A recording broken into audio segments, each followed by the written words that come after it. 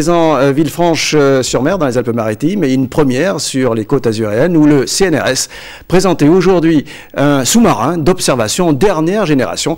Il est totalement autonome, il va permettre de mieux connaître le courant Ligure. Vincent Capu, Jean-Christophe Routier. Sur le port de la Darse à Villefranche-sur-Mer, le petit sous-marin embarque pour sa première mission en Méditerranée. Le glider est un concentré de technologie. 50 kg à peine, 1,80 m de long, il fonctionne comme un planeur grâce à ses ailerons et son gouvernail. Attentif aux manœuvres, l'océanographe Hervé Claustre prend toutes les précautions. Pas question d'abîmer son nouvel outil qui a tout de même coûté 100 000 €. C'est pour le récupérer qu'on prend le treuil? Ah bon, il y a besoin de rien. Il y a besoin de moi pour le mettre à l'eau? Il n'a pas de moteur qui lui permet, comme un sous-marin, d'avancer. Et il utilise ces changements de flottabilité pour se déplacer dans les masses d'eau. Mais le plus innovant dans ce sous-marin, c'est son autonomie. Et grâce à ses piles, il peut parcourir jusqu'à 1500 km. Une petite révolution dans le monde de l'océanographie. C'est vraiment unique dans le monde des sous-marins autonomes en fait, parce que c'est pas propulsé par une hélice.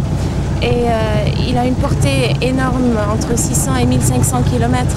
Il peut rester à l'eau entre 15 jours et 30 jours. Depuis cet ordinateur, Katagina envoie les ordres de mission au sous-marin.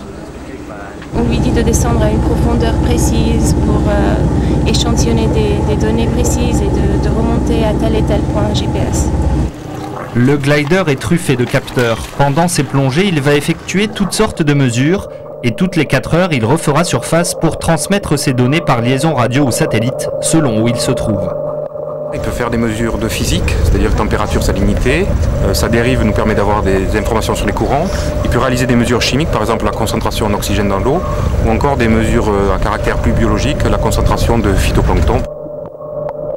Donc voilà, c'est dans ce bureau que les données arrivent. Un gain de temps pour Hervé Claustre, qui cherche à en savoir plus sur le fonctionnement du courant Ligure et pourquoi celui-ci ramène vers l'ouest quantité de phytoplancton.